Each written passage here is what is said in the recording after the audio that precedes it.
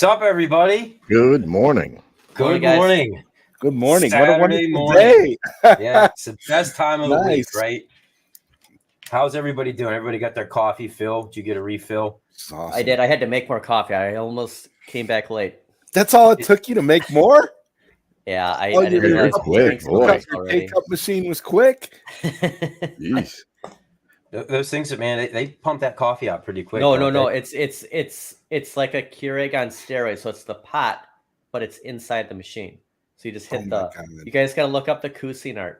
It's got a empty and a full, and you hit the switch, and it just fills your coffee. Oh. It's awesome. There you go. Refill. They They called me that at refill. Hardee's. You got my Hardee's nickname. you got the water hose connected directly to the machine, so you don't even have to. No, Yeah. thanks for the shirt, Stock Jock. Sorry, I don't wear it enough. That shirt is So, amazing. You we look got like big you're ready to Echo. go. You look like you're ready to go to 19K Fox's arcade, man, and Oh, walk that's and perfect. walk That and is walk awesome. the carpet. That's what you look like you're ready to do, bro. Are we still getting an echo? I don't hear it. Do any of you guys hear it? I don't hear it. No. Hey, Bobby.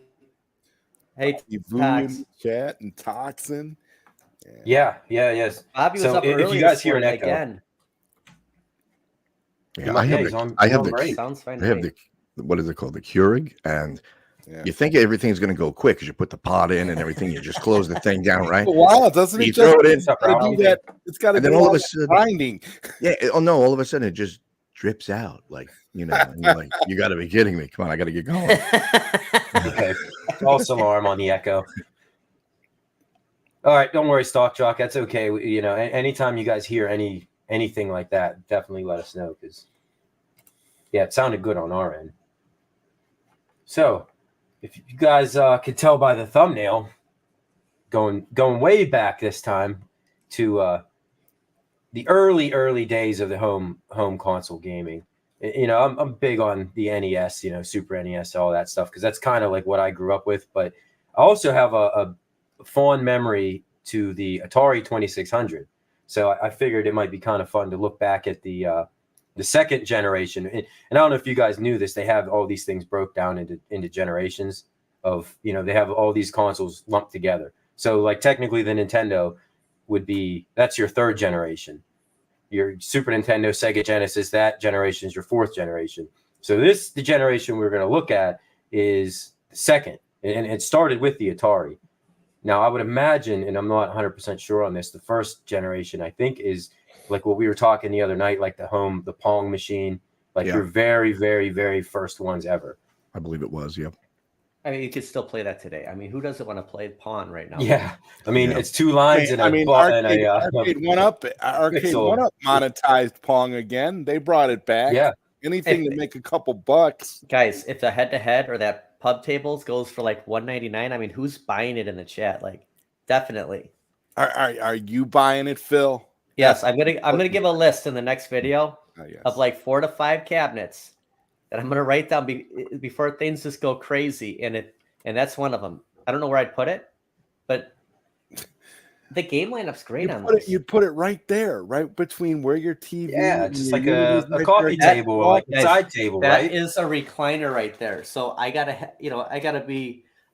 I love the recliners. Get rid of the recliner. No. That's the only way to sit and play games. How else are you going to fall asleep when you're playing Nintendo games, right? You got to have a recliner. You're not supposed to tell anybody that. when you're playing Bayou Billy and trying to stay awake. Well, yeah, you weren't picked. You didn't playing the right game, That's right. The recliner's the way to go. Yeah. Stock Jock got Pong. There you go for Christmas. Yeah. That's something that's getting me about, speaking of like NES games. One thing that has been getting me is I've been noticing. Have you guys been noticing the influx of vinyl soundtrack albums to these NES games being released? It's insane to me. I know what you're talking about, though. I'm like, wow, like people, imagine sitting there listening to Contra on your record player. I would buy it. I mean, it's cool that all these games are getting their. I wonder if they have the the NES cover, the box art cover on Like the album cover. Yeah, like the Contra has the album cover. It looks exactly like the NES box. That's let me swing off for a second away from that and say the vinyl records. Does anybody ever remember putting pennies on the records to make them slow down or go faster? Yes. Yeah. No. Okay. You put it on, or you put it. I had when I was a kid, I had the one where you would literally have to tape like a coin to the needle, so that it would. Oh yeah, so it would hold. No, you sped them up, guys, so they sound like Alvin and the Chipmunks. Well, that too, yeah.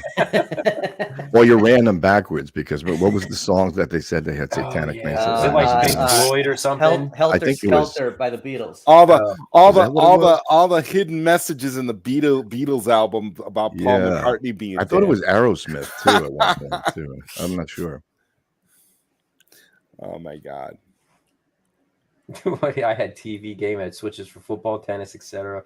1-2 player where like a thing 3PF and R2 uses to shut down the garbage. I don't know what system he's talking about. Is he?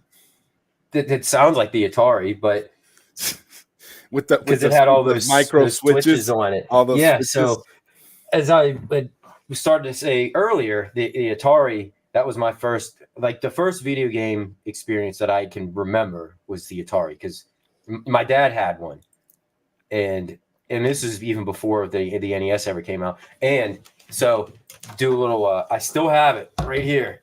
Wow. This is it. The Atari that I grew up with as a kid. So Dad, if you're up there, I still have this thing. And it still works, believe it or not. It works great. So that's the 7800? That's the 2600. 2600. Wait, yours has, show it again for a second. Okay. Yeah, there were different models. Because the model I had, this is all black. The one I had has the wood grain. The original Atari had 6 switches on it instead of 4, and then they released these 4 switch models. Most of them had the wood grain. This one is all black. They called it the Vader. And I even have the original box for it. There you go. So you could sell that box alone. You get more for the box. You get more for the box than you get more for the box. I don't know if you can see it. The retail price. You probably can't see it because it's so big. $129. And what year was that? Yeah. Oh, geez, probably 79. I know he had this before I was born. I just saw. I gotta look at his tag here. Game Junction. If you follow him, he posted a picture of the Game Boy for $89.99. Like, that was a lot of money back. I mean, what was that? 1989. Like, think of that for a second. In 1977, it was released when it was originally released for $189, for $190, almost $200. So today that would be a console worth almost $1,000 to buy it. Exactly. I was doing some research. So it's one of the most expensive consoles, really. Yeah, I was looking at some of this stuff, and I think it was like the Commodore 64. The launch title or the launch price on that was almost $600. Which, like, the equivalent today was like almost $1,700. Yeah. Now that was a little different, I guess. So I really have to thank my parents because I didn't really know how much they spent. I can. Yeah, the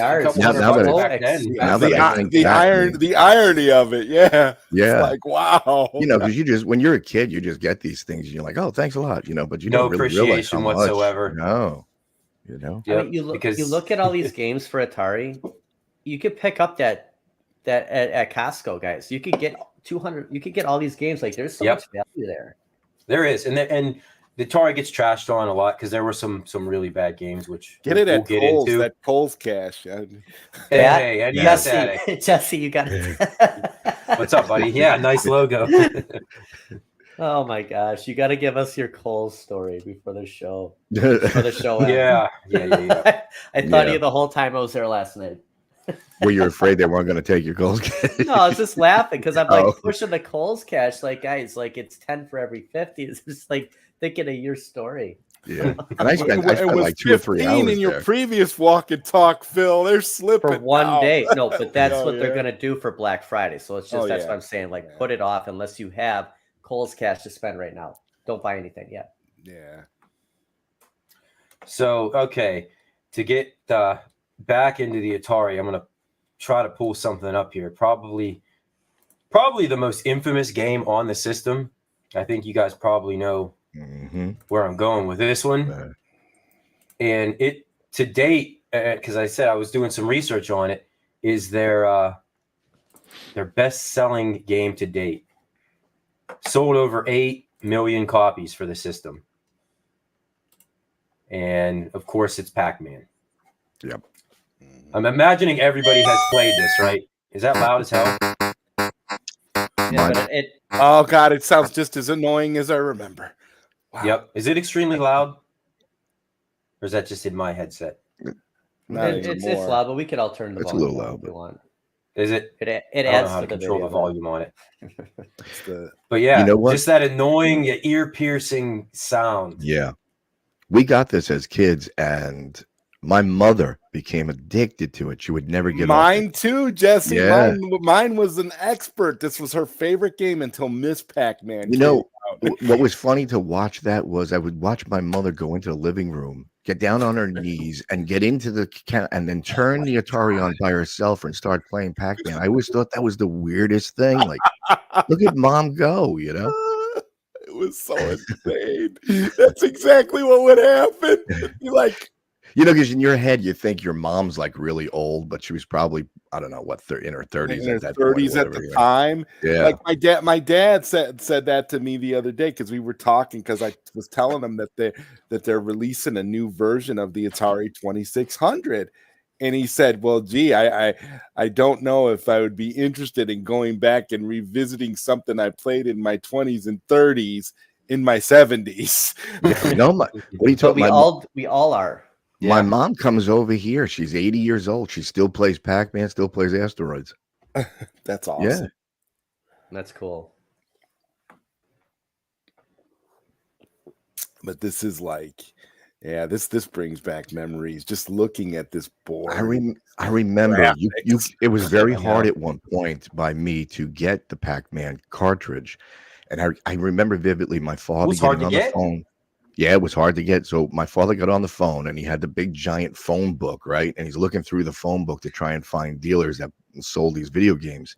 And I remember going all the way out west. It was probably about 3 hours he drove just to get this Pac-Man. And I think if I remember correctly, I think it was $60 or $65 for the cartridge back then. Now, do you remember, were you like appalled when you put it in?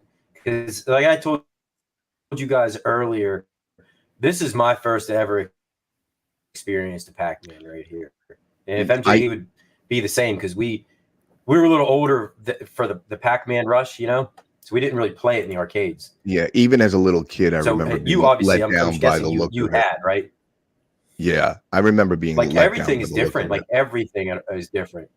You know, Mike, the maze is different. The ghosts flicker real bad. Yeah, I remember Mike going to a Pizza Hut, my first experience with Pac-Man, and they had these glass tables on the Pizza Hut where you could play Pac-Man. It was a glass table and you'd sit there and it would be like almost like head to head, but it was made of glass and you could. Was it only one player or was no, there two? It was two.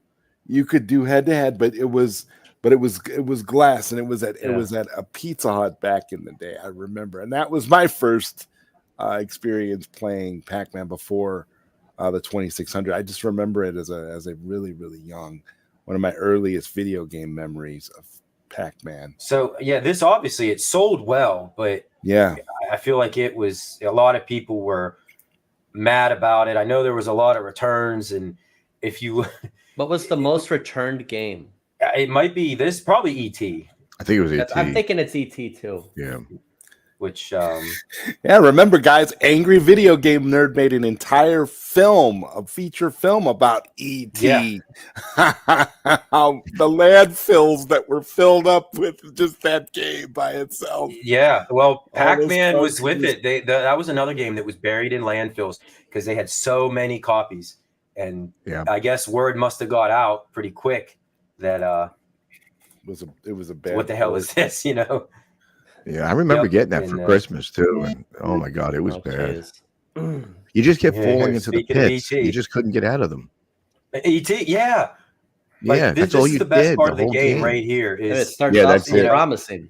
The opening that's screen. A pretty good rendition of E.T. for Atari graphics, and And then it just all goes to what in God's name is this? You know. Well, that was the guy who created Hold that was, what was his name? Howard Scott Warshaw, I think, and he made Yeah. Yars Revenge and Raiders of the Lost Ark, and this was his worst. I think this was the Well, one that. pull up Double Dragon. I mean, his hands were tied on this was one. supposed Yeah, to be, this it was was. supposed to be his There you go. masterpiece. Into but the pit. He was under a barrel. Well, I think they only gave him 36 days to make it. Yeah, it was Little something under crazy. 6 weeks or And then something. I love the story, Jesse, about how Steven Spielberg had to approve this. Yes. And it was just like, you know, Yeah. because Steven Spielberg is a gamer. So Yeah. he had to play through this shit. Yeah, he was one of the ones that put the pressure on Warshaw, actually. You know, he said, Yeah. yeah, it's good, but I need it by before Christmas. I need it right before Christmas. So They wanted that money. That's all they cared about. that's all it was. This yeah. was That was the whole game. Look, wasn't this the earliest example of that movie tie-in video game trend that this is where it started. I would say so. And like then just it just cash kind grab, of and piggybacking off of the name and just putting out a crap Yeah. product, which is, you crap know what? game. That is what sunk Atari, and like games like this, games like Pac-Man, just trying to get them out as fast as they could, not caring, staying true to their source material. Yep. Yeah. Well, that's why the guys sunk 'em, from and that's what Activision sunk finally left. the whole video game industry, basically. Well, that's why when the guys from North America Activision was- left, they started they didn't making way better sell. video games. Yes. Well, yeah, that's a good point. Like Activision was actually putting really, really good games out for the Atari, like some of the best on the console, like Pitfall and other games like that. Pitfall. You might have just named the best Atari game of them all. Pitfall. I got to run I mean, behind. graphically, yeah. It was, and I had it pulled up here to share because I figured that would come up because you show some of the horrible Atari games.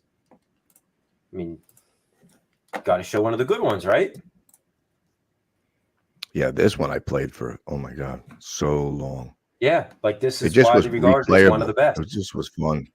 Yeah. I mean, most Atari games, like look at them. It's like a side scroller platformer. Yep. I mean, you didn't see that on the Atari. And I never played this as a kid, and I'm kind of upset. But yeah, you could it really doesn't look just like get much by today's standards. No, but it really played with your mind. You could really get into it, Mm-hmm. And the way More that than when just you went, ET. what I loved about it was when you went down into the cavern down below and you went to the next screen, it wouldn't actually be the next screen. It'd be like 4 or 5 screens ahead. So it would like really kind of mess you up a lot on where you were. Like this is a game you could just put in, play. You didn't need to read 40 pages of an instruction manual to figure out what you were supposed to do. You just went. You just picked it up and went. ET, you turn it on, they just drop you off, and you're like, oh, now what the hell do I do? Okay, that was ridiculous. I still don't know what to do with it. You need I was talking to Zod before the show. You basically need the instruction manual to tell you what to do, because every spot on the screen means something. Yeah, and everybody hates instruction manuals. Yeah, what's the first thing you did with that? You just threw that away, threw the box away. As a kid, you would never read it. I mean, even as an adult, I don't read instruction manuals. No, but yeah, that's crazy that you really need that, because there's a guide in it, a legend that shows what all the little symbols mean. Yeah. So I see what they were trying to do. Yeah, I know. Yeah, these World of Long Play guys. The graphics are quite impressive, all things considered, when you really look at this game. I mean, really. They got a lot of moving sprites on the screen at the same time, which I know is something that developers struggled with back then. A lot of different colors. I mean, this is Activision. They stretched the Atari to the limit. They got it for all it was worth. Yeah, they did. Well, they were the best programmers in Atari, but because they didn't get the money they wanted, they left and started Activision. Yep, that's right. Like David Crane and what was their names then? David Crane, Larry Kaplan, I believe, Alan Miller, and I can't remember the last name. Oh, Bob Whitehead. Okay. So my favorite Atari 2600 game was actually from Activision. I'm curious if you guys had ever heard of it or if you've ever played it. It's called Star Master. You guys know what Star Master is? Have you ever played Star Master or heard of it? No. Well then. This is the one. This is a game here. Actually, you had to use the dip switches on the Atari. Oh, really? Yeah, you were basically, all these little things right here were star bases, and all the little dots around the screen were enemies, and all these symbols down here meant something. You would just plot courses around space and fly around. You had energy, you had your shields, weapons. No, I don't remember. Yeah, this at radar. all. You had all that stuff. And if you got Was this flights, do you know what year this came out? Was this I think a it was later game? 1982. Okay. I mean, it's as close to Star Wars as you're gonna get. Yeah. Yeah, you just fly around. Oh yeah, and or Star Trek, because Star Trek was like this, you know, with Yeah, it was a really tough lasers game. and phasers and yeah.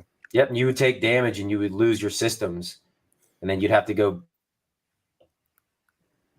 back and A missile go command dock thing. with the star base to repair your ship.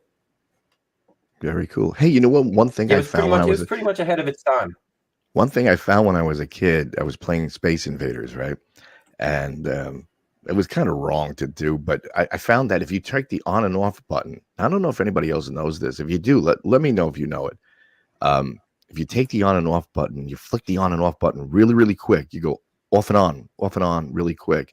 You'll see something happen, but then Space Invaders will come up and it'll look like it's playing normal, but you'll have speed fire. You'll have double fire. And I used to Space Invaders. Yeah, I used to screw with my brothers, and they would say, "How do you keep getting these high scores?" And I'm like, I don't know, I'm just good, I guess. But yeah, if you do that, you'll get double missiles. Early game glitch. It was a glitch, yeah. Yeah, if you hit the on and off button really quick. Now, Space Invaders was pretty good for the Atari. Yeah, that was a good one. Yeah. I think that was a great sport. Mm-hmm. Yeah, that sold well for them. Asteroids was another one that they always played. Yeah. You know, those biggies. Combat.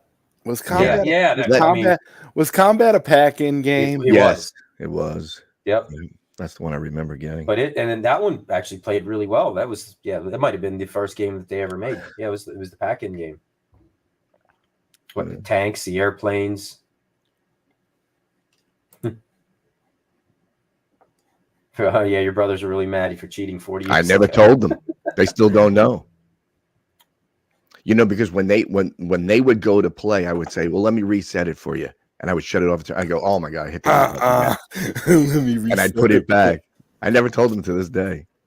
That's hilarious. Hey, how did you find out about that? I wonder, because it's not like the internet wasn't a thing, and even like video game magazines probably weren't. It was one of those things where kind of like I really did hit the wrong button or something like that. I hit it quick. I was coincidence. And then when I played it, I'm like, this is playing different now. It's got like two bullets coming out at the same time. And then when I kept doing it, I realized that's what it did. The only problem with combat, and correct me if I'm wrong, I don't think you could play that as a one-player game. I think you need two players, don't you? Yeah, MG, they just found out now. Son of a...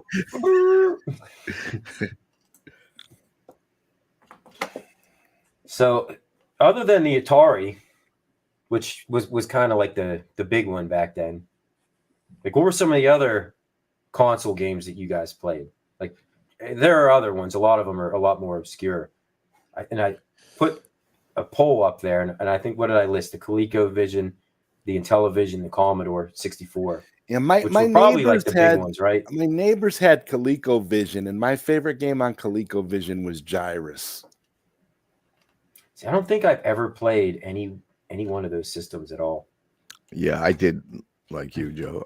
I at my friend's house, they had ColecoVision, and they had I always went to them to play like NES and all that. They always had those, but I always went I started heading towards computers at that point.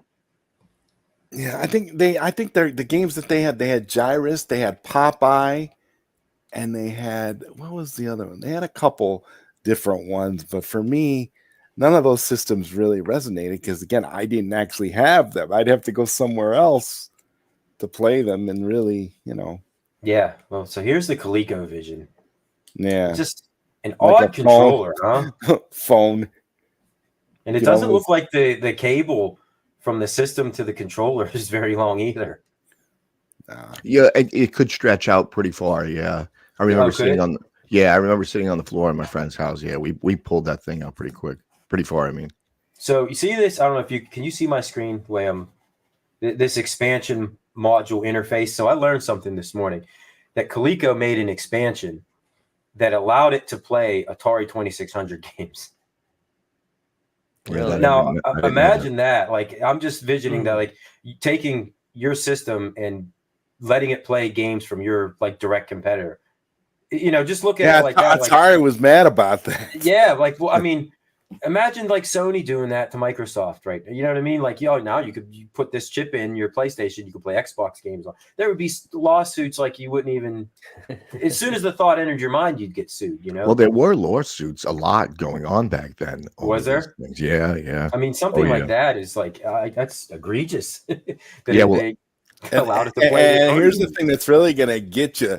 With that ability to do that, some of the games actually looked a little better because the IntelliVision had better hardware. ColecoVision had better graphics capability.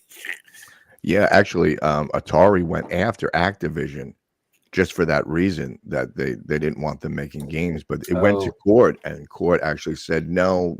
You're allowed to make, your own games, and I forget what it was called again, but it was like it's where that first rule came, where another company could make a game for a console. Oh, okay, yeah. So that's where like the third party developers started. Mm-hmm. Was those guys forming Activision? Yep.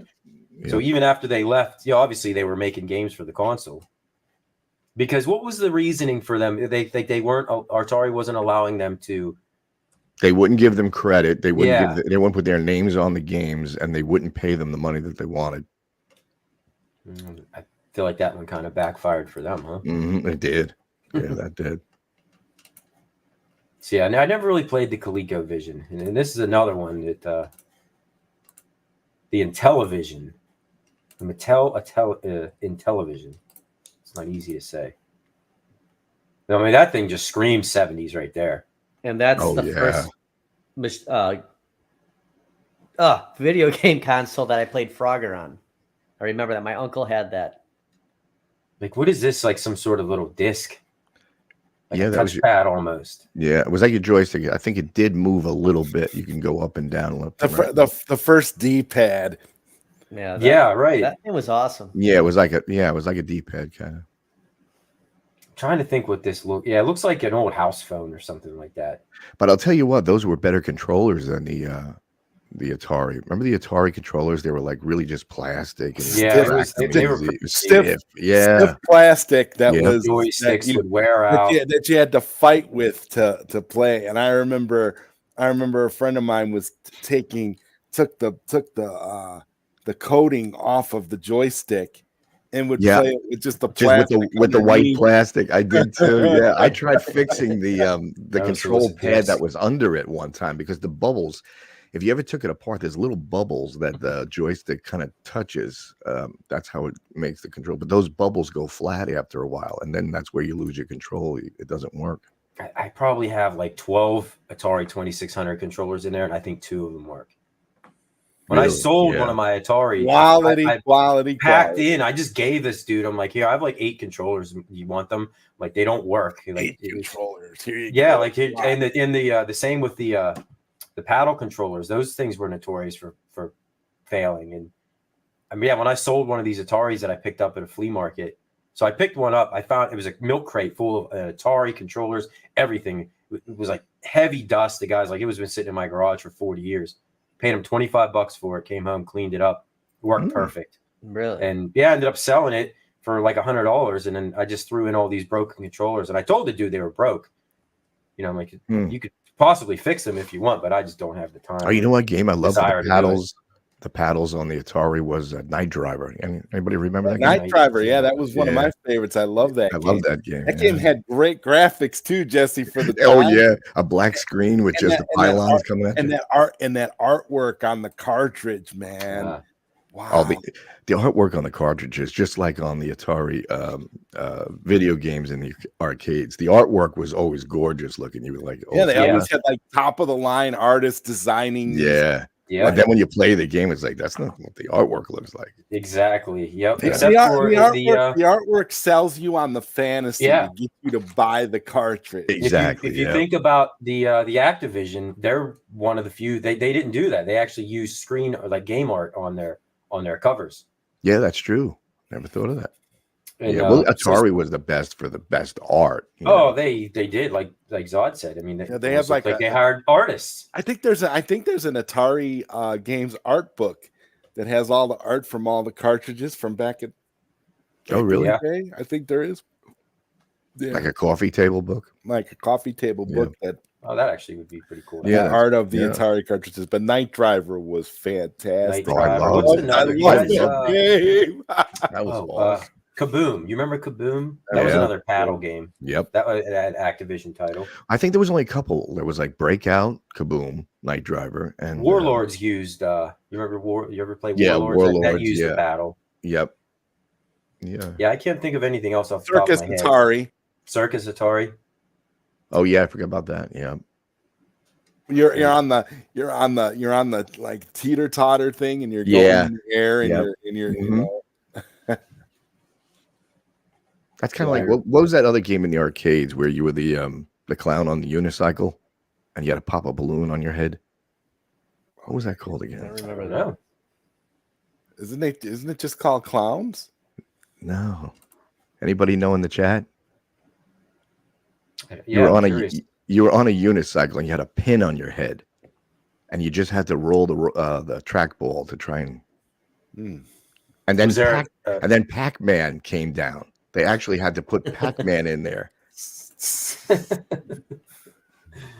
Don't get him started saying. He's ready. I mean, hell, Mad Little Pixel even made a video about picking up that Marvel countercade for $99. Everybody watches Phil, man. As they should.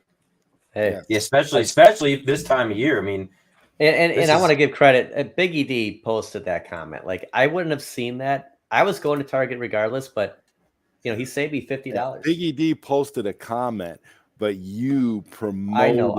I just want to give credit where credit's due. You are the actual promoter. Like, if you watch it's like, wow.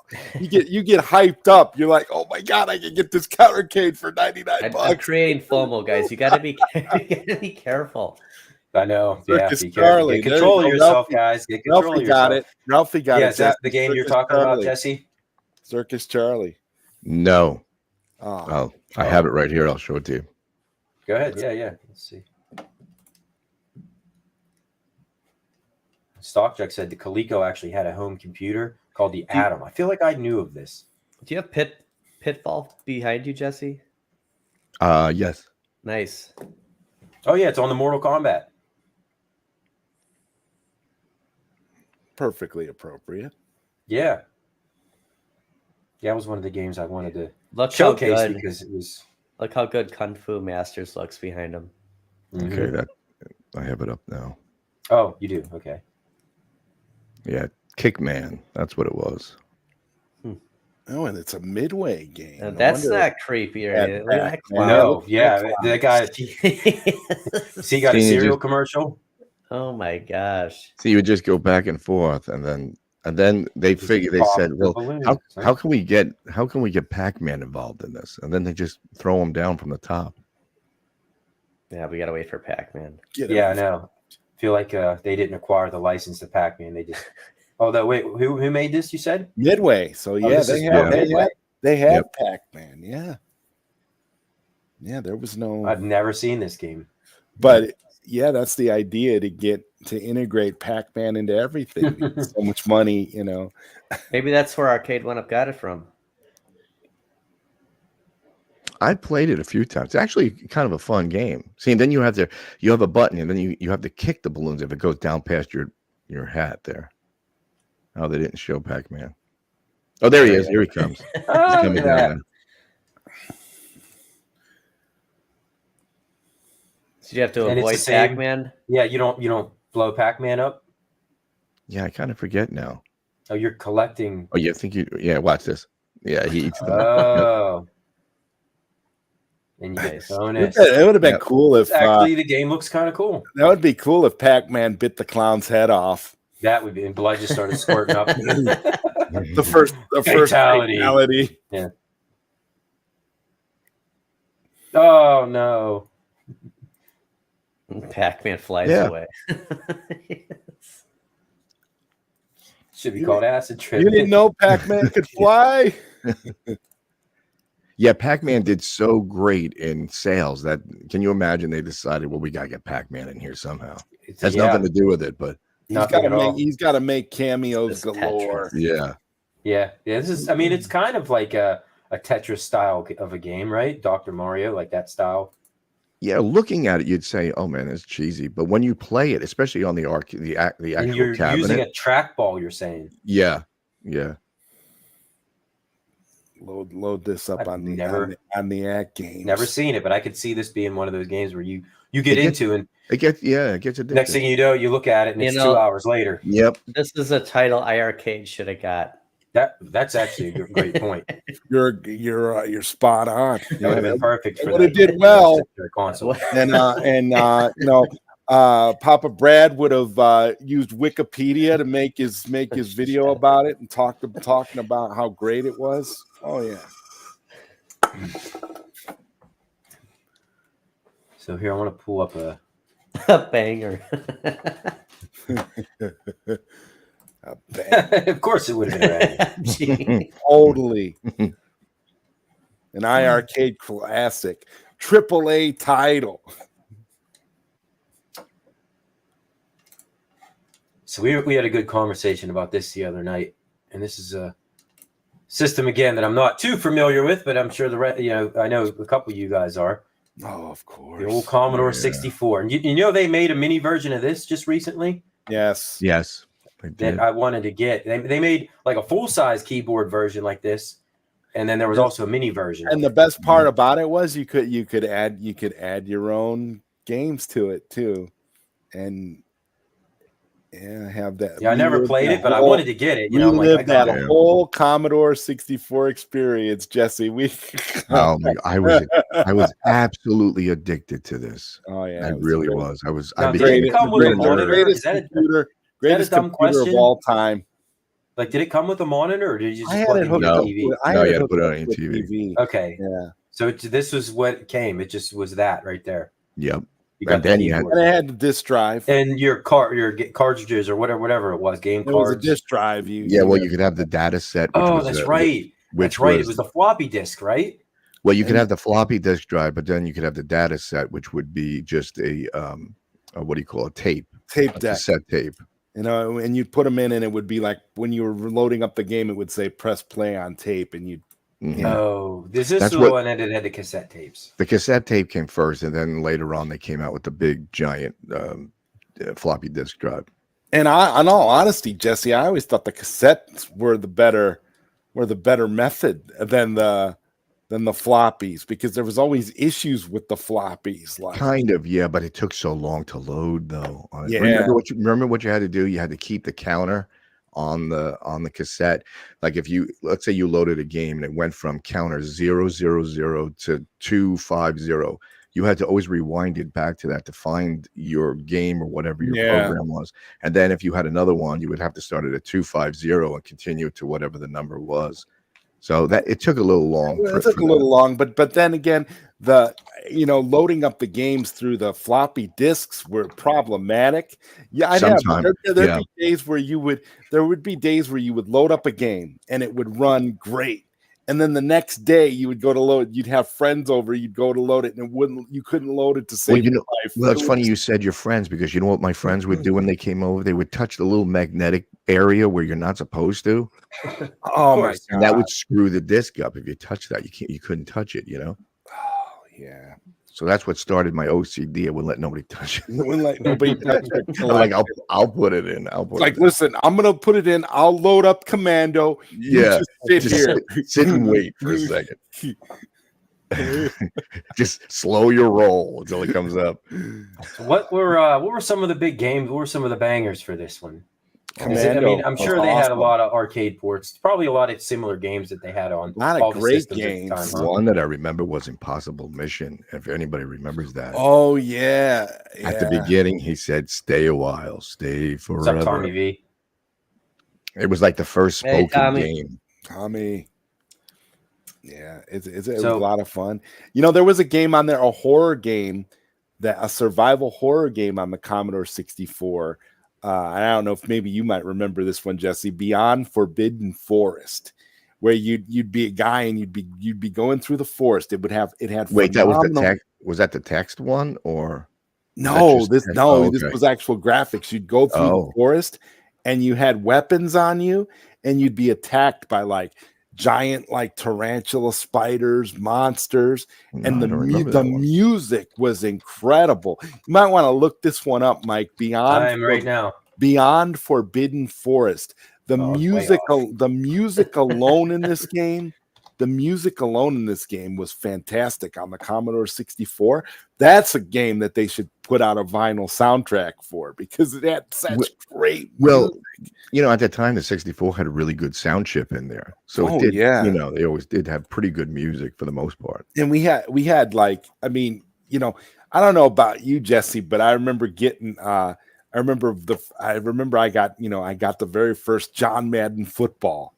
For Commodore 64, and I remember trying to like do all these different, all these things where you'd say, "Oh my God, yes, this is nostalgia."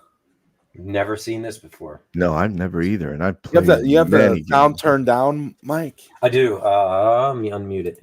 Can you hear it? Yeah. Oh my God. And it's almost cinematic, like a movie. And it would from back in the day. Hard to believe this was a video game in like 19. Where do you hear the music? It's oh my God! It looks like the Ghost and Goblins font. Oh God! Is that too loud? I mean, this blew anything Atari had out of the water. Altered Beast vibe to it. Yeah, look at the blood every time you hit. Oh, this is great. We got to play this on Bobby Sarah. Bobby Sarah. Actually, pretty cool looking. That's a tough freaking scorpion. And you would get you'd get something every time you were. ET's coming down. I love the music. Oh my God, this guy. That actually is very impressive music. I think my favorites were The Last Ninja 2, and Gunship. I remember playing Gunship. Oh my God. Remember that game? Yeah. Bro. That was a great game. God, I love that game. I'd play that right now if I had it. Commodore was insane. There was so much available for it. And Johnny Blaze put that up. Yes, I do remember that too. Strip poker. Hey, the real Zim. We haven't seen you forever, man. Wow, Zim here. How's it going, man? Yeah, it's been a minute, Tim. What's up, buddy? Yeah, I'm gonna pull up Gunship right now. Yeah, that would. So this would explain, after seeing this, why the Commodore was released at a $600 price tag, and the Atari 2600 was $190. Oh yeah, because at the time the hardware was just you could play anything you could play anything you wanted. But I remember, like, okay, John, I was saying about Madden. I remember, Jesse, they'd come out with Monday Night Football for the Commodore 64, and I kept trying to load it, and I would get stuck there'd be like security at the gate, and there'd be a guy standing at the gate, and he just kept saying, password, please, and I could never get onto the field. I could never actually get into the game. And I found out later that it was a glitch, that it was some sort of glitch in the game. Oh, okay, because I didn't remember that. Prevented you from actually being able to play the game. Wait, did you have a bootleg? No, this was an official version I bought from Babbage's. Oh. And it was insane. I was like, but I can't play this game. Oh yeah, here's Gunship. Now you're Yeah. probably looking at Oh, this yeah. and going, "All right, that doesn't look all that No, great." no, But no, no, back no. in I that imagine day, at the time it was probably. It looks But like wait Gun. till it It blew kicks in. anything Atari could do out of the water. Anything. Like I've never really looked into the Commodore that much, but looking at the unit sold, I mean, of all the systems, this was number 2. I mean, Commodore 64 was second only to the 2600. yeah, in this terms is of what sales. this is what ruined consoles for me because I just started gaming on computers at this point because the graphics just Could were do just so much way more. better than at the consoles at the time. Yeah. Now it's kind of eating Oh, is this itself that out. Yeah, flight now it's simulator like- you were playing, Jesse? Well, this is what started me, but then I went to Microsoft Flight Simulator on an actual computer, not on the what the heck was 64. Gunship. So what do you?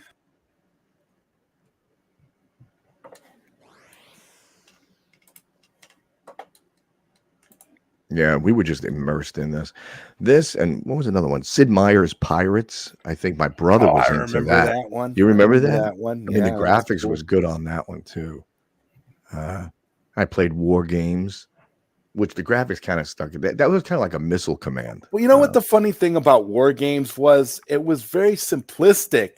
It But was. when you think about, Jesse, when you think about the movie, when you That's think what about it War was. Games, that's what exactly. it was. So you Yes. weren't really expecting graphic fidelity. You were No, expecting no. the movie. You were That's expecting what it like, was. yeah. Because I loved the movie so much. So when you were playing it, the game really kind of sucked in a way, but it was just, immersive because of the movie, really. Man, yeah, I imagine the only thing that stopped the Commodore 64 from just taking over everything better computers coming out. Yeah, it was just later. the That's fact what that it it was, cost so yeah. much. I mean, the The average IBM person wasn't because the dropping IBM $600. because when the IBM came out, the IBM comes out and totally blew it away with its updated graphics and everything. Yeah. It just was the evolution of technology, and Commodore never really came out with anything better.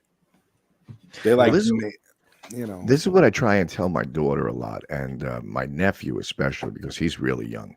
But they're so used to today's graphics, they don't realize what we grew up with. And we had to deal the things we had to deal with and pretend that it was, something better than it was. These kids, they fall into graphics now. That's, I mean, you don't have to use your movie imagination. quality. You don't have to use your Yeah. imagination on any of those games anymore. Not anymore. Yeah, it was a frame rate on it. Yeah, 3 frames per second. That was big back then. Yeah, that was a big deal,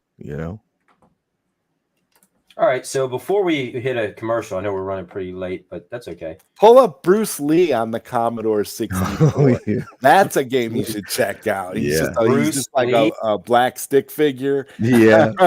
Bruce But Lee. I didn't mind it though. I No, kind it of was liked fun. It was Well, fun. I liked any martial arts game, so it didn't matter. I'm looking it up right now.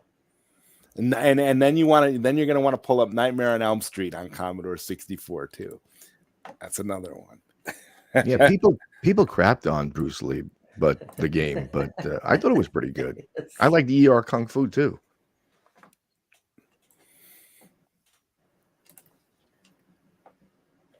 All right, let's see this thing. Oh boy, Wow, yeah. this is Ninja Gaiden before Ninja Gaiden. Yeah, I didn't mind it. I thought it was all right. Nah, it's pretty cool. Like if you really, I mean, I'm just it's comparing. still to playable. what was available back then. Yeah, for what you had, I mean, it wasn't bad at all. Do you remember, Jesse, playing any of the Street Sports games? Street Sports Baseball, Street Sports Basketball, Street Sports Soccer, Street Sports Football. Do you ever remember playing? They were just like neighborhood. Yeah, they were just neighborhood kids. Yeah, kind of like I think they had stickball. Yeah, yeah, like neighborhood kids, and they would just, Yeah, I do remember. That's another game too, Mike. Street Sports Baseball. For Commodore 64, that's another one you should check out, just in terms of how it looked graphically. It was pretty cool. Okay. It was just a bunch of neighborhood kids. Yeah, you'd pick from a bunch of neighborhood kids at the beginning. At the beginning of the game, you'd pick a bunch of neighborhood kids for your team, and then it would just be so much fun. And it had like a real quirky tune to it. It's It's pretty awesome. Freddy looks crazy on this. Oh, you you're gotta looking pull at it up. Nightmare on Elm You got to Street? pull it up, Mike. Nightmare on Elm Street. Okay. Yeah, it's just I guess the fact that this was $600 was why it didn't just completely take off. This was the Neo. This was the Neo Geo of video game computers. I mean, imagine asking your parents in like the early '80s, like to spend $600 on a video game console. But it was but it wasn't. It was but considered a computer. Yeah. So it wasn't okay. really. So it wasn't. That's how could you got away with it. That's how you got away with it. Well, didn't you guys said the other night they actually had online, right? Yeah. I had a You moment. had the chat, right, Jesse? I was on the BBS. Yeah, the BBS through. Were you using Quantum Link? No, see, I don't remember right now, but because that my cousin was big into that, and I know we got in trouble on that thing because we were messaging people and stuff like that. This already sounds better than the NES. Look at that picture. Oh yeah, it's definitely better than the NES. And see, you could pick your Dream Warrior from Nightmare on Elm Street 3, and you had oh my god. Okay, maybe this isn't better than the NES. No, is that Freddy? It is. Freddy's coming after you. What are you trying to do? Just avoid him? Trying to avoid getting killed. I guess that makes sense. It's like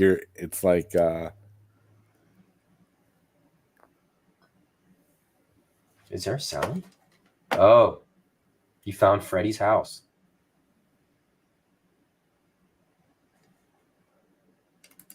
Yeah, you have your. So there's more to it. You have the sound muted, I think. Okay, so when this was out, what was the console that was out at this point? I guess it would be NES, right? NES. Yeah. Because it said 1989. Mm-hmm. The NES was in full swing at this point. Yeah, big time. I mean, when did the Super Nintendo come out? 91? Oh, commercial. Frasier. What's that? The Super Nintendo. Yeah, That's actually, 91, right? Right, yeah. 91. I think the Genesis might have came out around this time. Did I just share? Okay. Did you pull up Street Sports Baseball yet? Oh, I had it up, but then I switched it real quick. Oh, remember they had California games, winter California games, games. All those games. They were good. Those games were on the NES, and then they put them out. They put them, there. Yep. Street Sports Baseball, Commodore 64. All right, 1 second. Actually, it doesn't look too bad. Yeah, because on the computers, you got your first look really of three-dimensional games, which you didn't have yet on the consoles. It was just side scrollers most of the time. Right. You know, Commodore was pioneering all of this. Yeah, it was getting into that. And then you went to the next computer and you started playing Doom and Half-Life and all that. And that's what really grabbed me, you know. That like took you sports games were kind of rough back then, to the next level. Yeah. Yeah, they had a hard time with the sports titles. What the hell's going on? Oh, there we go. What were they doing? They were wearing like button-down shirts to play baseball. Yeah, this is just like a bunch of neighborhood kids playing the Sandlot. You could hear like car horns in the background. It was just supposed to be like a really, you know. Not even wearing a baseball glove. Is she gonna even try to catch it? Boy, making a catch would be impossible on this. I know. Yeah, oh my god. It was hard. It was hard because all you had was the joystick with one look, the button. bases are loaded. Yeah, like the Atari. There was no. It wasn't like you could do. It wasn't like gamepads didn't come out till later. But this was, yeah. Did you have the joysticks up with the big red button? That's what I had. Well, no, I had one with a big red knob on it, like on the top. Look, he doesn't even have a baseball glove. He's catching it freehand. Look at that dude. Yeah. Butch. Yeah, I know. Is this a wiffle ball? Fingers are getting smashed here.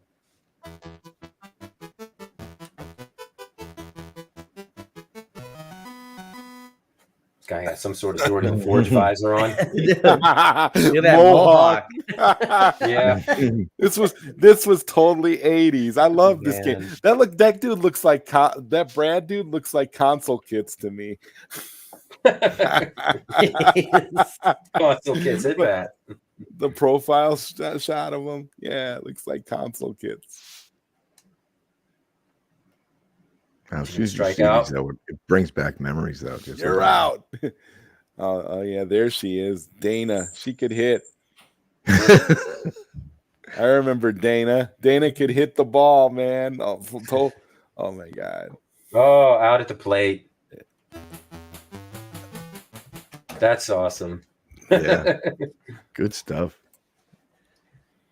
The last thing I want to pull up before we hit the commercial, I want to look at some of these other consoles that I'm curious if any of these people in the chats have ever heard of any of these, because some of them Diversity are of alien-looking people. Oh god, it's hilarious. okay. You see this? Did it come up? Yeah, so this is the list of the second generation consoles. So obviously you got your Atari, your IntelliVision, the Magnavox Odyssey too. I forgot that was a pretty big one at the time. Look at their launch titles right here. The Odyssey. Or the launch price, equivalent to $900, equivalent to $1,060. God. Yeah, so when you think of it, I mean, they're the most expensive out of any really consoles even today. I mean, PlayStation 5 is what now? What's a 5 now? What, $499? The hobby was ridiculous even way back then. Yeah. It was. It's like Jesse was saying earlier. It's like we got to be thankful to our parents because No, like, really, what the hell? That was serious money. You know, because not only did they get the computer, but you had to have the dot matrix printer. You had to have all the peripherals that went with it. You think of all that money together. You're talking thousands of dollars. You know, Atari 5200. That was a forgotten. There's the Vectrex. Yeah, the Vectrex had its own screen and was its own thing. That would be pretty like cool the first like portable. That's essentially portable, but it weighs 50 pounds. Yeah. It was a vector monitor in there, a tiny vector monitor. What is this? Have you ever heard of this? The Emerson Arcadia? Oh my god! It kind of looks like a knockoff of the Coleco or IntelliVision. Is that the brand Emerson? Like, I would imagine so. Yeah, everybody had their own knockoff video game. I think even Sears had one at the time. Yeah. Well, Sears had a Pong game. They came out with that also. They were competing. Came out in '82. The price of $99. Wow. I guess a lot of these never really caught on. And then here's some real obscure ones. The Compact Vision TV Boy. That might be Japanese only. Yeah, I never heard of that. The Bandai Supervision 8000. Has Bandai. anybody ever heard of any of these? No. The RCA Studio 2. How much was that one? It doesn't say. I wonder what. I guess Did Zenith have one? The what? Zenith. Remember the brands? Yeah. I'm not seeing anything. Sorry to cut you off, Jesse. No, that's okay.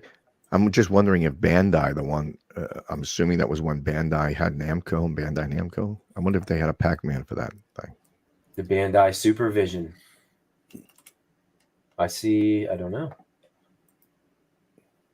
Can be directly connected to a TV. It was the last Bandai TV console series. Listed games. There we go. This is it. 7 games. Pac Bird, but no Pac-Man. Oh, wow. Missile Vader. Sounds like Gun Professional. Yeah. All knockoffs of it sure does. All they figured back then was they didn't have to actually have a system that did very much. They just had to have a cool name for it and a nice looking shell or aesthetic, and they were okay. They could thinking this was Japanese only. Maybe this was in Japan because it just says introductory price 59,800 yen. They don't even have it in dollars. Yeah, it probably was just over there. I don't remember that one at all. But that was what people were playing back then, I guess, pre NES days. You don't remember, Mike, you're probably too far out, but You never got New York programming out by you, right? You probably just got Philadelphia programming. Not even Philly, really, but no. Well, oh yeah, you probably got. I'm Western PA. Yeah. Well, anyway, on Channel 11, they used to do this show where you would say picks because Channel 11 was WPIX. And back in the 80s, they used to run a video game and you would call into the station and you would have to say picks to shoot the missile at the UFOs. And people would actually call in to play this game and they would put it in between the commercials and people would be playing a video game. And the way you fired was by saying picks. And if you got like to a certain score, they would give you a prize. Really? It was like a live interaction. It was a live video game. Yep. That's pretty crazy. Yeah. Well, you want to take a quick commercial break? Commercial time. Yes, sir. About a 2-minute commercial break, and we will be right back. And now, this message. Attention shoppers, the new Atari cartridge game is in. Excuse me. Uh-oh, George again. Atari's ASC battle. It comes with 27 games, but that's just for starters. You can get 9 cartridges, 187 games. Blackjack. Oh! I'd like an Atari. Sorry, only our demonstrators left. Mine! No, George. Mine. The new video computer system by Atari. More games, more fun.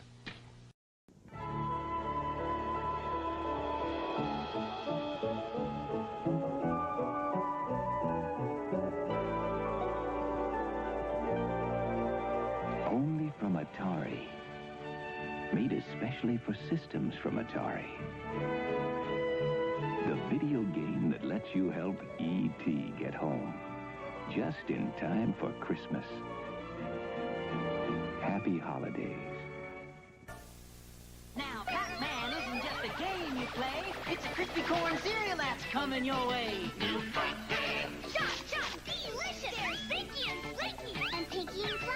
We're marshmallow bits you'll find inside. New Pac-Man. Chop, delicious. It just crispy catch buns. It chomps those too. We're marshmallow bits that you can chomp too. New Pac-Man, the cereal. A delicious part of this nutritious breakfast. New Pac-Man. Chop, delicious.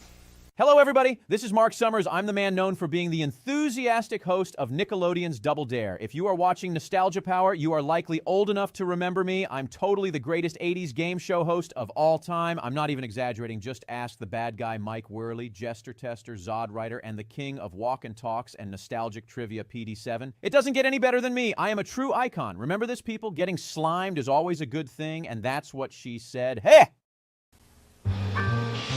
Now back to our show. Man, that's amazing. Mark Summers.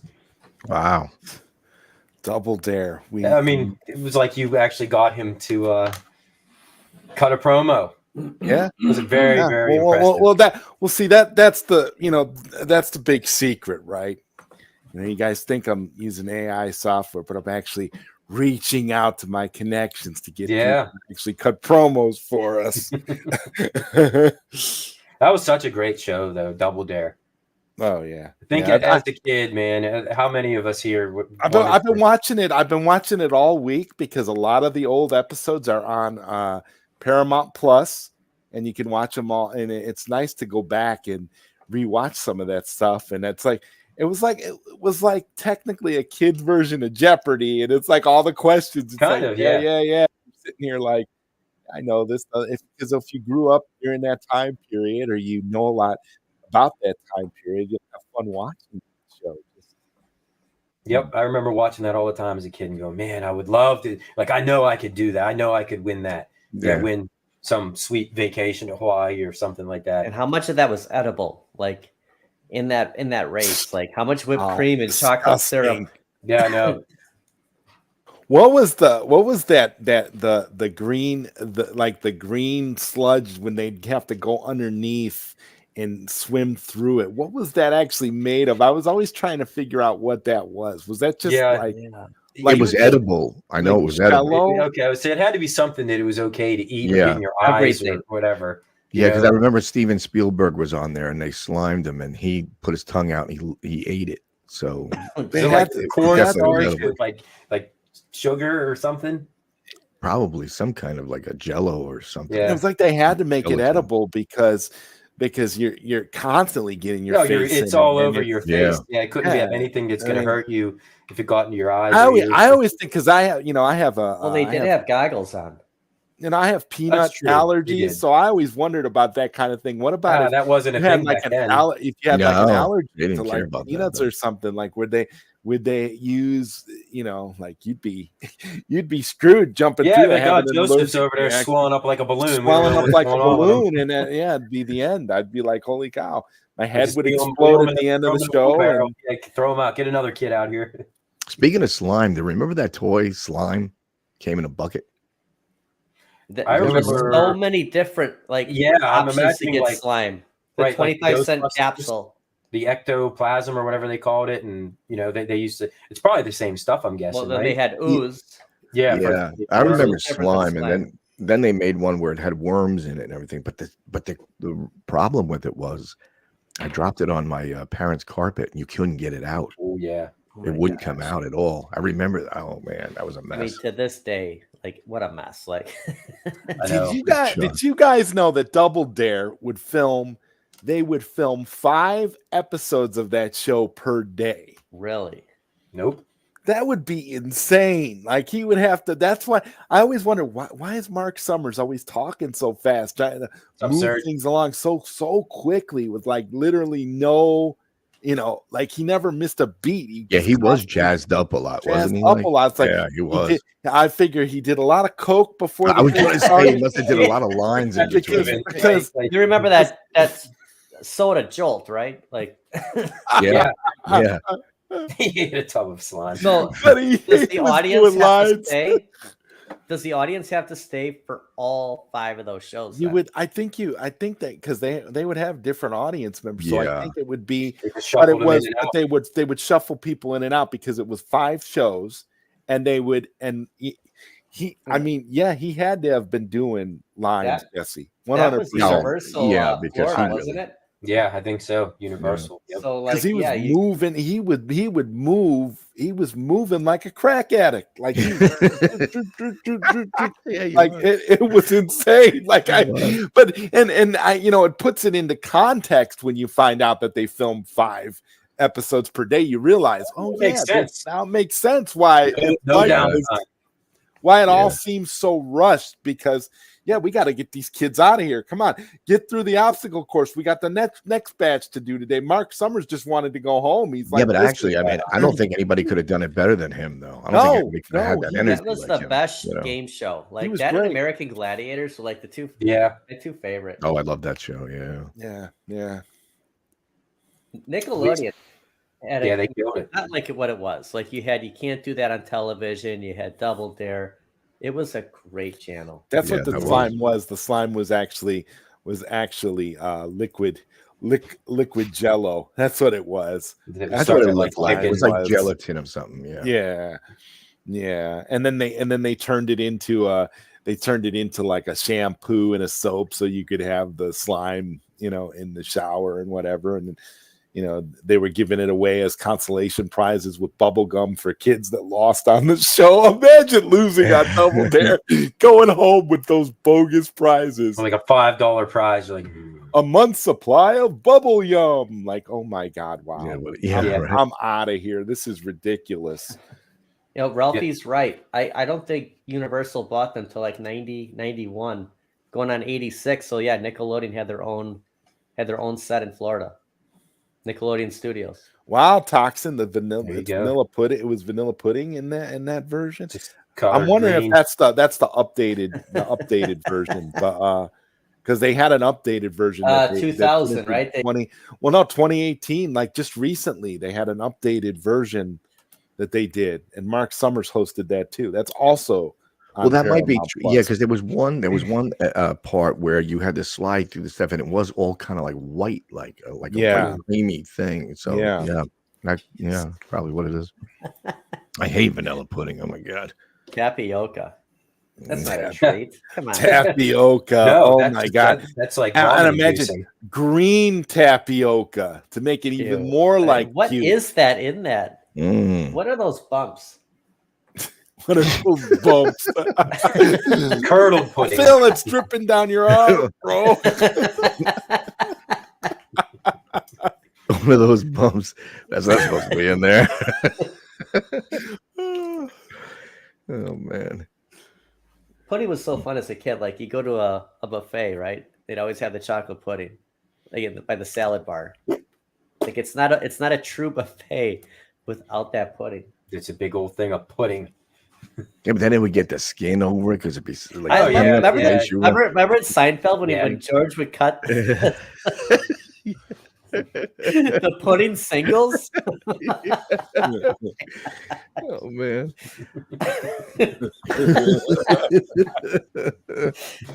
Oh man. God, we could probably do a whole show just on Seinfeld itself. Yeah. How many great moments there were in that show. God. Well, probably it for the console games. Phil, do you want to get to a trivia question? Oh yeah, we got a couple trivia. Well, let's start off with the Atari 2600. What year did it come out? There you go, chat. What year did the Actually, I Atari gotta 2600? I gotta grab 2 prizes quick. Oh yeah, go ahead. Let's give him a chance to think. And not that you have to say it, but the month is actually funny. Well, I won't say funny, but it's iconic, that month and the day that it came out. Yeah, I don't see the right answer yet. Not yet. Not according to what I have wrote down. Yeah, here. I was doing my research. Yeah, I was too. We got 2 of the All same. right. We have Hot Wheels DeLoreans. Is this what you got, Phil? September 1977? I got 77. I was just looking for the year. So Mike, yeah, just the year.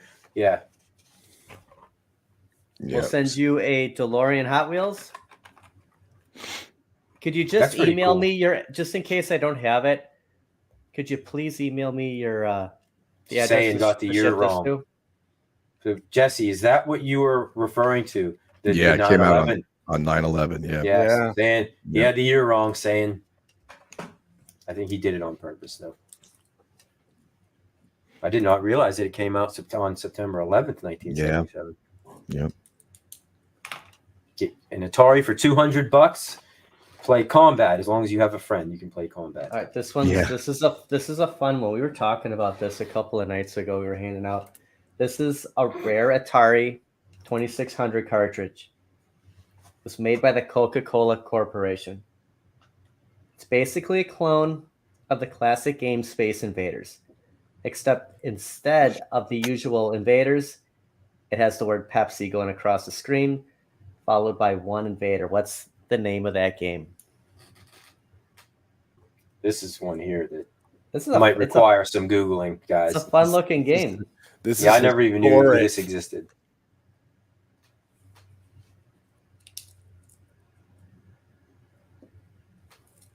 Yeah, these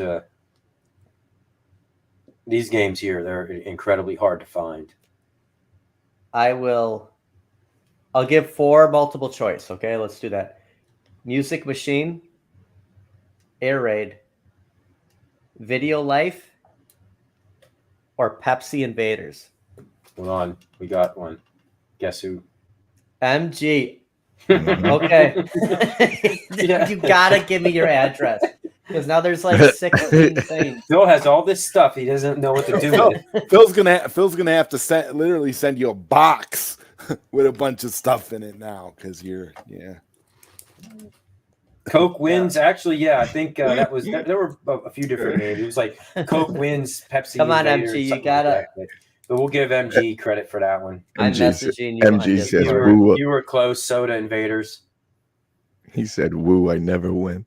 I'm messaging you on Discord right now.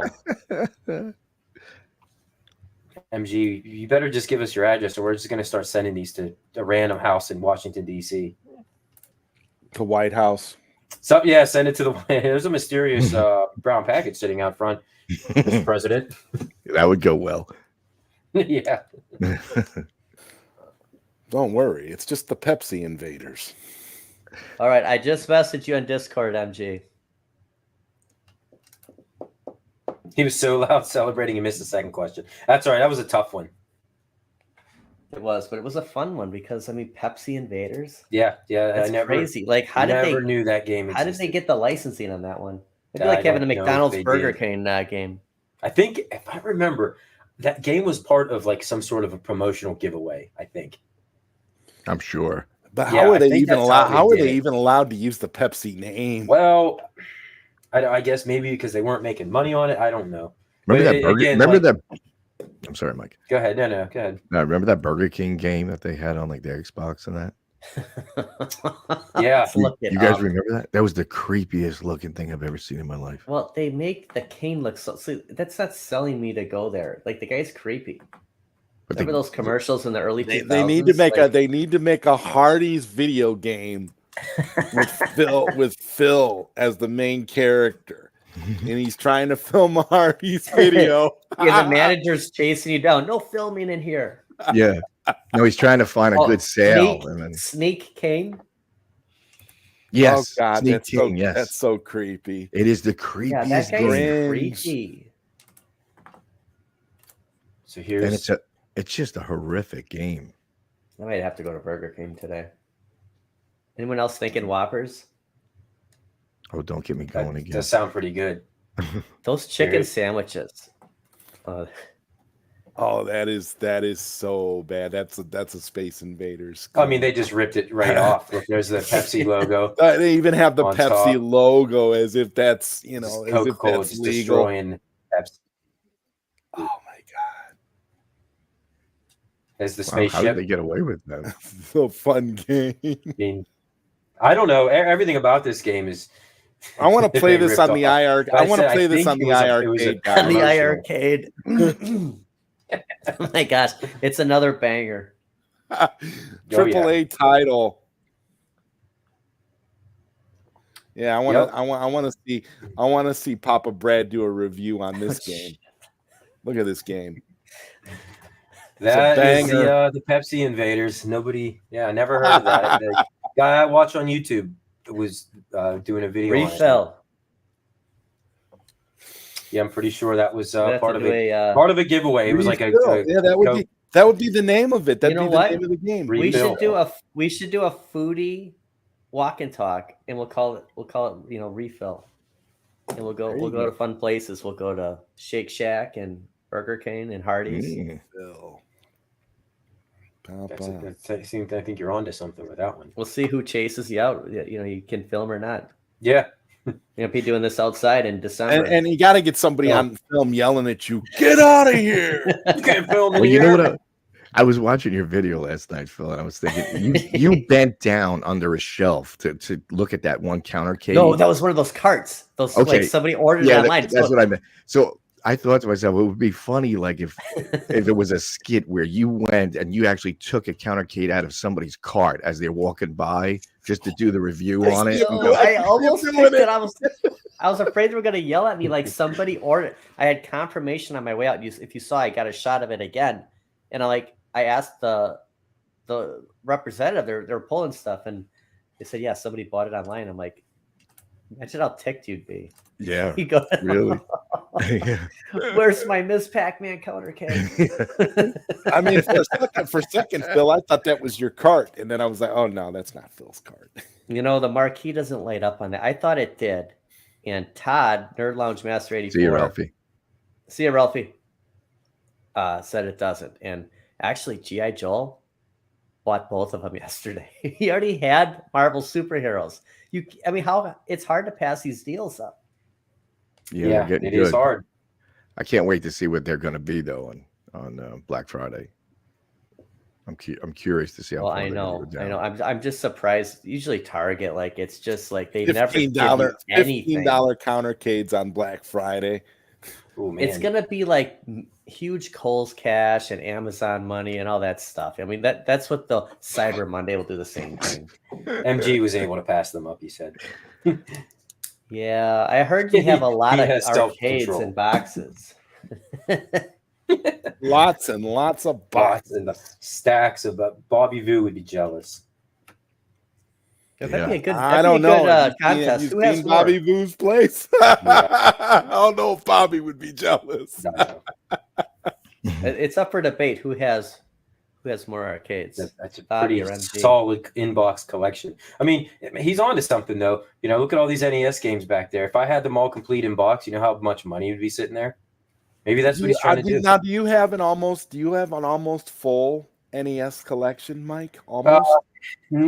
Not really. I'm getting close to around 500. That's not bad. No, how long have you been trying to collect them all? Probably, I want to say like maybe 2012. I started slowly. I didn't really start getting. You're not doing bad though. That's pretty good, pretty great, man. I mean, there's a guy I watch on YouTube from Long Island, New York, Bithead 1000, who's been trying to get a complete NES collection for years, and he's been on YouTube for like 14 years now, and he's been trying to collect all the NES titles, and he's not much further than you are. Yeah, I'm getting to the point where I'm starting to approach the territory of where all these games that I'm missing are going to cost me a lot of money now. So I like little Samson. Well, what you do for games like that is you just get the repro version. And I have one on my shelf, and and I've gone as far as to buy a reproduction copy, yank the card out, put it into an official NES cartridge shell, because the repro carts, even they look fake, they seem fake. Yeah, that's what you do. You put it in, and then you got a nice label on it. You get a nice label, and then there's no difference. You're pretty much it looks exactly the same. How many carts are in a full collection? I think the number's like 780, something like that. But 780, I think, is the total. If you go to like unlicensed games, like the 10 gen Atari games, it goes up to like 812 or something like that. So I'm still like, you're not far off. You're 300-ish away. Yeah, you're close. There's still a bunch of commons that I could still pick up, but I'm being kind of selective now. I'm trying to get a lot of the mid-range games out of the way. Now, do you have Mighty Final Fight, or is that a repro too? That's a repro. Okay, yeah. That's another pretty. And I got a complete in box Mighty Final Fight on my shelf too, and it's a repro. Okay. And I think that game. I'm not, and I love that, because Mighty Final Fight is my favorite NES game. That'll cost you loosely. I think that game is around like $400. $400 loose. Yeah. So no, I'm happy with my complete in box copy in repro on the shelf. Looks just as good as what a real one would be, and it's fine. I have no problem with it, because it's not going anywhere. It's going to stay here. Yep, I know. Maybe I'm hoping, I still keep my fingers crossed that I'll stumble across some of these games at like a flea market or a garage sale or something like that. I'm sure they're out there still. But how would that be wrong of me if I found a box that had like Little Samson and Mighty Final Fight and it had a $2 sticker on it? Would it be someone else? Someone else would pick it up if you passed on it. That's like, should I say, look at it that way? Instead of buying this box for $20, here, I'll just give you the $100 that I brought with me. Don't ask questions. That would be. There you would feel like I didn't completely just totally bend somebody over and rip them off. Right? You basically just spent what you had. Because it's not like I would be taking that game home and immediately selling it. It would just go right up on the shelf. I mean, it's a collector's piece. You're going for a complete collection. Now, do you have a database of all the games you have so that you can keep track of? I do. Yep. I got multiple lists, ones I have and then ones that I don't have anymore, which that's the one I'm going from, is just which games that I don't have. That's awesome. And there's like I said, some unlicensed games like the Panesian games. I don't know if you've ever heard of them. Hot Slots and Peekaboo Poker and Bubble Bath Babes. I mean, there's some. Now are you going for some of the naughty games? Now are you going for the aftermarket indie titles too that are still coming out? Like, if one comes out that catches my eye, I do have a couple of them. Like Beer Slinger. Yeah. That looked good. That's a great one. It's $40 in box. Complete in box. Actually, saying it's probably true, thinking that if these people at these flea markets don't know, wow, this guy's going to pay $50 for this box of old games. And, it's the same with people like selling sports shirts from the 90s and then these vintage stores charging you $200 for like a cross colors t-shirt or $200 for a Phoenix Suns t-shirt. Yeah, I mean, it's just like everyone's doing it. So it's just, is it wrong? If you don't do it, someone else will. No, MG. Yeah, and he's right. Like you see some of these YouTubers, they find a copy of Little Samson, then they'll try to haggle them down even less.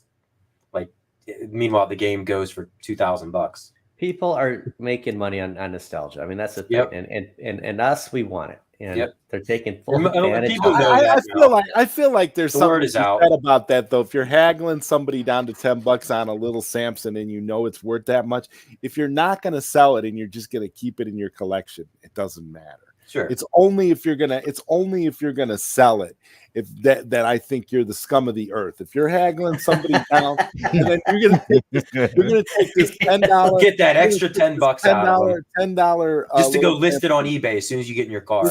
List it online. Yeah, you're a scumbag. I agree. And then that's it. But I feel like realistically, if you're just gonna get it for your home collection, and you're actually gonna, like Mike, where you actually have an NES and you're going to actually play it on your console and enjoy it, then you're fine, because that's what these games are made for. They're made to be played. What the heck? Yeah. Well, that was like there's nothing wrong with staring at them. Just well, that was like the guys that bought up all the original Star Wars arcade one-ups. They were selling them for like $2,000. Yeah, that's a and I seen a couple of people on eBay. They had quite a bit of them. One guy had like 7 or 8 of them. And he was trying to sell them all for $2,000. So he must have really freaked out when they re-released it. What am I going to do with it now? Sell them off. There's a sale right now for like $5. You know what that is? You can't even sell them for that. Karma. Yeah. That's karma at the highest level, man. Yeah, like all now the people, you're stuck.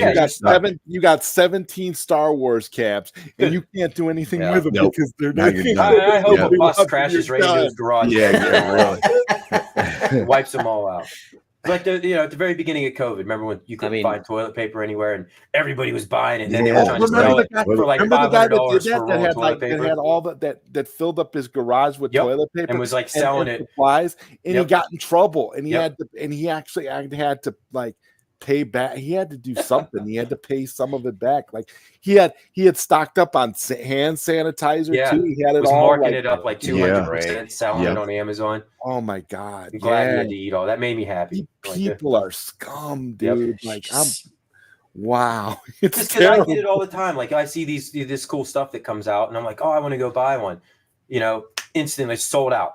I'm like, oh. And then you go look on eBay, and people are selling them for 3 times what they originally cost. Did you see that Knight Rider watch? So annoying. There's a Knight Rider watch you can buy right now. Have you guys seen that? No. It's like the transmitter. You got Mike. See if you can pull it up. Just Google Knight Rider watch, and try to show everybody. It's like $20. Knight Rider watch. It's probably sold out. We'll go on No. You $200. You can get them from the manufacturer. They come from out of country. That's what I like, when you can go on the websites of the manufacturers and buy the stuff outright, and you can avoid eBay altogether and all these crazy markup. See, look at Dr. Collector. They're selling it for $65 on eBay, but you can pick it up from Big Bad Boy for Big Bad 25. Toys. That's what I'm just pulled that up right now. Look at that thing. That is awesome, guys. That is perfect. That's like a complete replica. And you need to get the leather jacket look with the your chest hairs poking out, no shirt on. That's authentic. Nostalgia. I might actually buy this. Are you getting one, Phil? I think I am. Let me put my credit card information right here. we should all get one and wear it on the show. That is pretty badass. It is. Wear it around all the time. It's funny you brought that up, because I was just watching the last episode where he quit and he took the watch off and he threw it on the dashboard. So that's weird. Huh. I mean, look, it's got engaged transmit on there. I wonder if it talks back to you. Yeah, will it bring my car around? I don't know. For $25, I bet you there's no sound, but it is just like a regular old digital watch. An old Casio, yeah. But it looks Casio. They nailed the look. Planes, trains, and automobiles. It's a Casio. Yep, there it is. Have you ever dreamed of being able to call Kit as if you were Michael Knight? Yes, I have. Yes, I think about it all the time. Yeah. Highly detailed, officially licensed. Officially, that's worth it for $25. Not the piece of trash that's selling it for 60 on eBay. I know. You won't sell any of them for that. Another scumbag. I was on Amazon a couple of times. You never know what Zod's thinking, you know. I know. I never tell you what I really no, you're hard to read. The nostalgia police are coming for these people. Okay, I just ended the poll. I forgot we put a poll up. So no surprise, half the votes went to the Atari 2600, literally 50%. But second place is the IntelliVision. If I could change it to the Commodore 64, I would. After seeing that, yeah. Unfortunately, I just never. Yeah, I voted to play it as a Commodore kid. 64. It was by far the superior. That was the one to get. And the fact that it was let's be honest, Commodore 64 was a video game console disguised as a computer. That's what it was. Because all you ever did on it was right. It was meant to play. Basically, that's all it was. That was its main feature. Well, I think more people used it to play games. Yeah, play games, and it was beautiful. Yeah. It was just beautiful. Not me. I got in trouble on it. Well, Jesse, you were the hacker. You were Oh, having your time. No, You were he's like, in the chat. He was in the chat I want to room. get the Yeah, I was in those early internet days chat rooms. He was meeting people. I was running up $1,000 phone bills. Oh yeah. Yeah, he was meeting. Oh yeah, was there a story that you wanted to get to, or did we cover it all right? No, that's about it. Tell everybody the Coles cash. Come on. Oh, the Coles. Do you want to go over it, or is there save it for another day? Which? The Coles. Oh yeah, we'll go over that one other time. Okay, we'll save it. We'll add to that in a little bit. Well, guys, you want to wrap it up? I mean, This was a great show. Oh my God, it's so much fun. Hour and a half. Yeah. Man. And I'm telling you, I haven't been able to stop staring at Phil's shirt. Phil's shirt is so epic. I figured it would be. You gotta wear it on a. You gotta wear. Yeah. You gotta wear it on a wristbands required, man. Like. You'll get thrown out of the store immediately.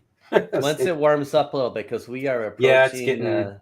It's getting a little chilly. Gnarly weather. Yeah, MG. Mine went bad. Mine went crazy too. My dad was first of all, my dad didn't even like paying for the phone in the first place. But when I ran it up over $1,000, he was. Oh, man, I remember that day really good. I did I that. bet. I did that too. Yeah. I did that a few times. Sit down for a week.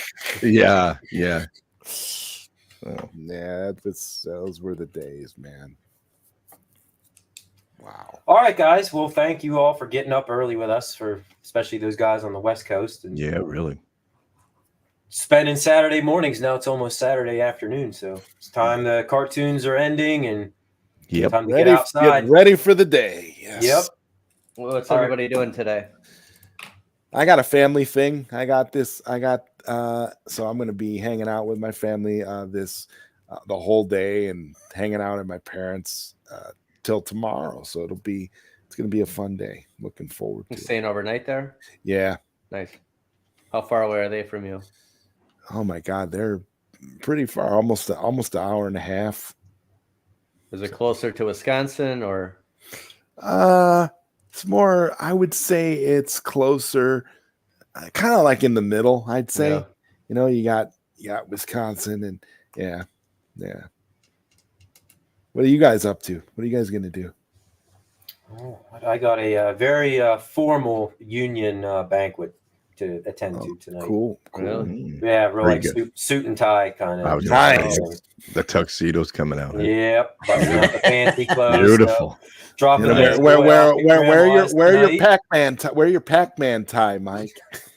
Take a picture of it, Mike. Yeah. So me and the wife are gonna have a little night out tonight. So nice, very nice. Yeah. So we'll drop the kid off at grandma's here in a couple hours. Come back, get ready, and it should be good. Cool. What are you doing, Jesse?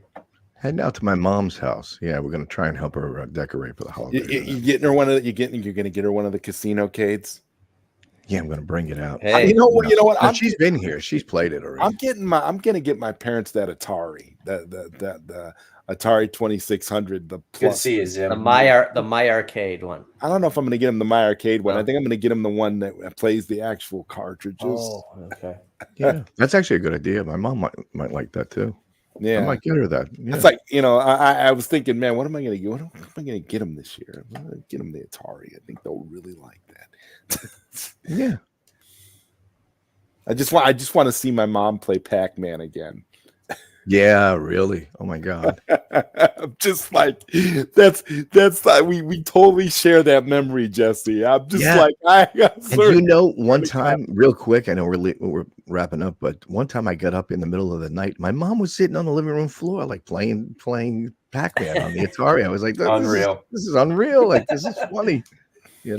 That is hilarious. All right, Phil, before we go, I got to ask you one question, Phil. Who you got this weekend? Steelers, Packers. Oh, I didn't even, guys. I am so checked out. I'm not the Super Bowl. Disappointed with the Packers. Same here. This is I haven't watched a single game. They should be. This is like a Super Bowl dream matchup. Steelers, Packers. No, we're playing for the toilet bowl. Yeah, the Steelers are no good though. They stink. So bet the under. Bet the under on the game. That's all. A Packer loss would ruin my entire week in the past. Okay, like I am a diehard Packer fan, but I have not watched one game this year, guys. Like I'm taking a break. Rodgers really ticked me off this year. So yep, we're in the same situation. Ben retired. We've been struggling ever since. Well, it could be worse. You could be a Bears fan. That's all I'm saying. Well, they've been hurting for quite some time. I don't know about the Bills. I'll have to pass. The Bills. He's saying about my shirt. Oh. All right, guys.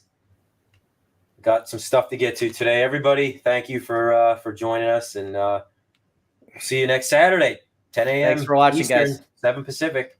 Yeah, thanks.